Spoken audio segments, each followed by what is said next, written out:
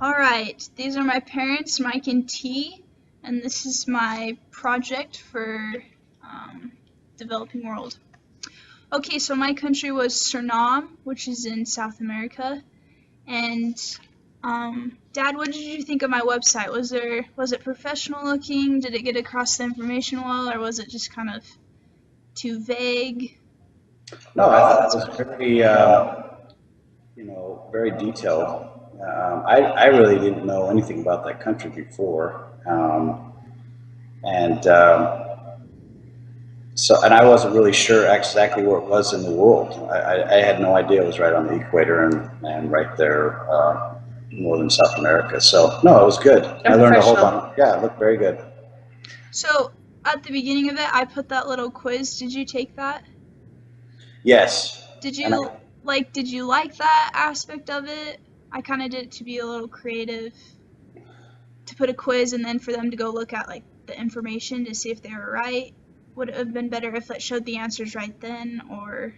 Oh no, because your website, if you go through it, it definitely answered all the questions. So no, it was good. Like I said, I think I missed more than half the questions because I wasn't really sure Give you something where to the think country about. was. Yeah. Yeah. Yeah. Okay, so as far as the questions that you emailed me, we're just gonna go over those, and I have them right here, so I'll just read them and then I'll answer them, and then if you guys have any like thoughts or inputs about it or questions, just like ask me so we can make it kind of a discussion. Okay, let me get it really quick. So the first one was, since there are such large groups of different religions, do they have armed conflicts between the groups, for example, Muslims versus Christians? So Suriname is pretty diverse. Like, it's the most diverse country in South America. So, like, everyone's pretty civil towards each other just because there's, like, so many different people from everywhere. And so they're pretty understanding about the religion, and the only problems that they've had is just wars within the country type of thing. There was a group in 1980 who were just trying to overthrow the prime minister.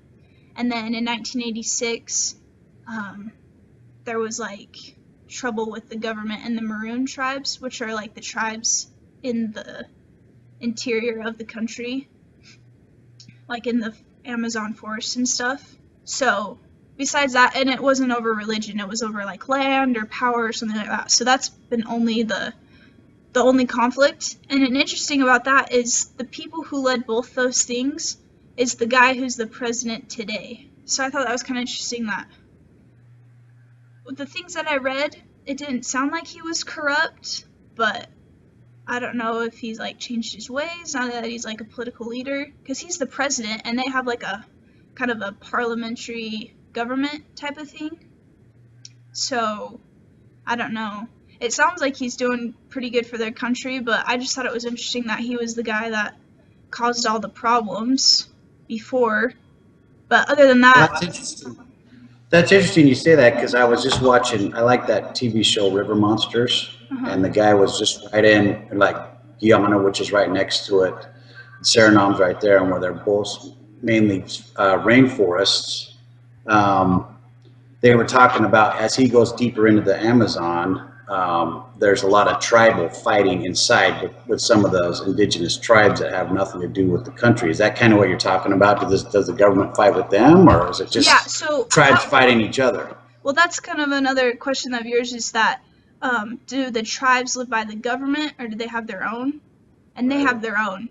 Because, I mean, honestly, how is the government supposed to communicate with them when they don't have any power or anything like that? So there's a lot of conflict between the government and the tribes for land. So the government's trying to get land and the tribes don't want it, and then who knows about the tribes between each other? You know, it's probably just the same thing, land or problems with food or something. Yeah. But like I say, those just that next country over, that a lot of those tribes were fighting each other, and so it was dangerous for him to go back in, too deep, because there were certain areas where, just some of the government Okay, sorry, something happened with the recording. Yeah, so with the Maroon tribes, there's 4 tribes. They're called the Maroon tribe, but there's like 4 different ones. So I don't know if it was the Suriname tribes or if it was like the country right next to its tribes and then the Suriname tribes.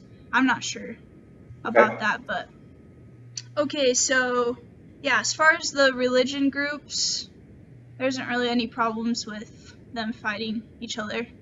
Okay. I think it's pretty civil. Okay, the next question was, because the country is mainly rainforest, are there environmental issues regarding the cutting down of the rainforest in their country? If so, what is being done to reduce the amount of development in the rainforest?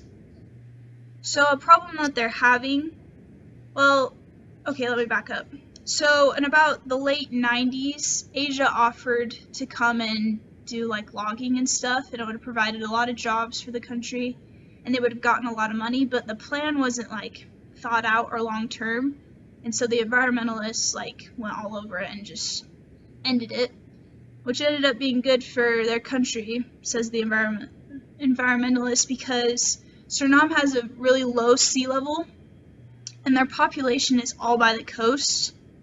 So Suriname's at the northern part of South America, and so it's all along the coast right there, and in the center is like all of the Amazon rainforest. So by the coast they have a really low sea level, and so if global warming continues, all the glacier melt and everything, it'll make it rise, and Suriname already has a big problem with flooding, so that's just gonna like ruin them. There's gonna be a lot of damage from flooding and stuff, says the environmentalist with global warming. I do think. Right. I don't believe in global warming. You're right. And what? I'm obviously against global warming, people. No, I know.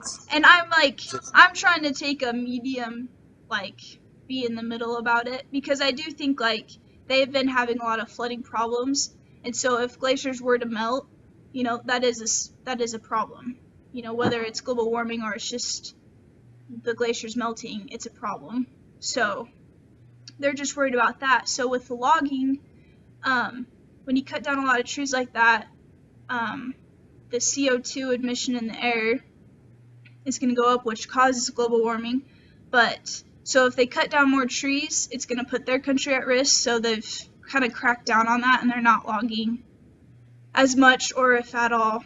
So, and they want to just keep the air clean, so they're keeping the trees that counteract the CO2 by producing oxygen in the air. So they're not really cutting down trees anymore. They do mine a lot, so I don't know if they need to cut trees down so they can mine, but as far as the logging, they don't do that much anymore.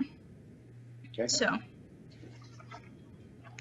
but I think, I don't know, with the Amazon forest, I don't know. I just feel like there's a lot of trees that you can spare, I guess. There's only so much access, it looks like. Yeah, you can't get back in there with equipment in a lot of that area anyway, so. Yeah, that's true.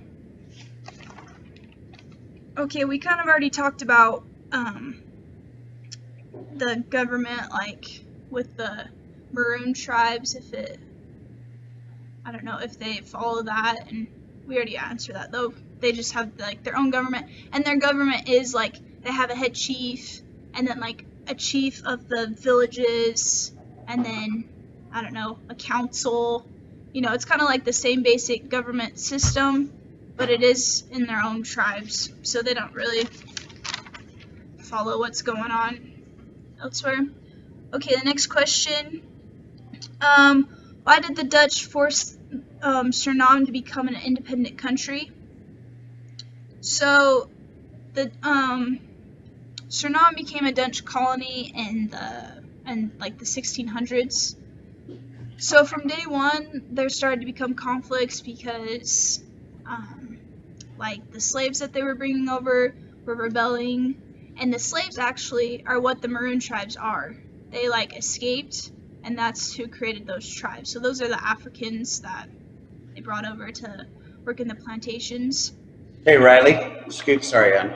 Riley, would you have them be quiet, please? Keep stopping to record, so.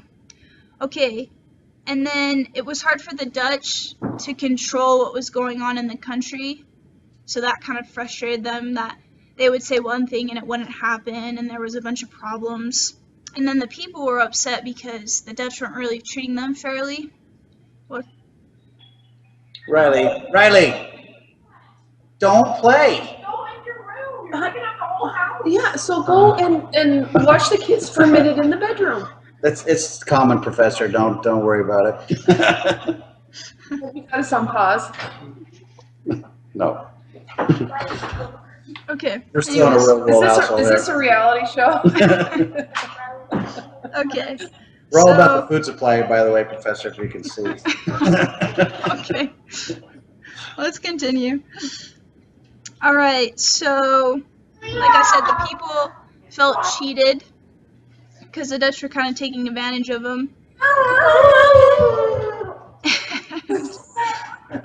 And so then in 1951, Suriname, the people in Suriname were like, hey, we're ready to become our own independent country. We're sick of you kind of controlling what's going on. Like, we basically do everything by ourselves anyways, and we're sick of you, like, kind of pulling our leash. And so then in 1954, they became an independent country, and I think the Dutch were okay with it. They probably didn't want it necessarily, but they were sick of all the baggage that was pulling on it, and so they were just kind of like, okay, you can do it. But a lot of the country is influenced by Dutch. Their official language is Dutch, and Is it similar? I mean, is it pretty close to what it would be it over? kind of has like a South American. Yeah, I'm assuming it had that, but I mean, so they mainly speak Dutch, or they do Spanish? Well, like Portuguese, I said, it's diverse. It's really diverse, but their official language is Dutch. So okay. That's what they speak. Okay. And the last question was, is infrastructure currently being built to allow better access to the interior of the country that is currently not very accessible? So this was this was hard to find information about, just because like anything that's interior of the country is hard to. I mean, there's no like power there, so how is anyone gonna like find information about it? But what I did read is that in the city, the capital city, they're trying to make better roads and bridges and stuff. They're spending a lot of money on that, and they're also, because people are starting to kind of branch out a little bit from the capital city, so there's like communities pretty close to it, so they're trying to make better roads for that and to connect countries. And I think they're trying to build like better bridges and roads to help access the interior of the country. But as far as like buildings and stuff, the Amazon forest is really dense. And so like you said earlier, to get any like equipment or anything is really difficult to get in there. And I don't know, like I feel like in the forest, like what's the benefit of living there? Well, I probably would have never asked that question now that I'd seen that show and kind of saw what they were facing, because it looks like, with that river system going in, you've got a low, you don't have a real high elevation for one, so your water table is probably pretty high. So to get anywhere, plus the rivers, and there's so many vicious animals and crazy things and that it's probably, it's so primitive that it would be really hard to make any type of development. So that makes sense. But I could see, it sounds like they're trying to come around, just from reading through your website, like you said, on the cities on the coast, and that is where everything really happens in that. Mm-hmm.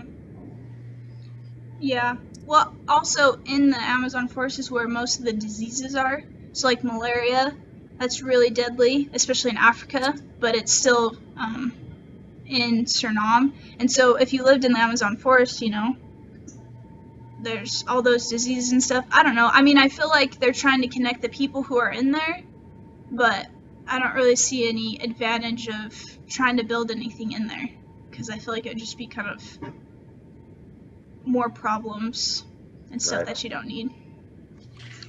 Okay, so those are the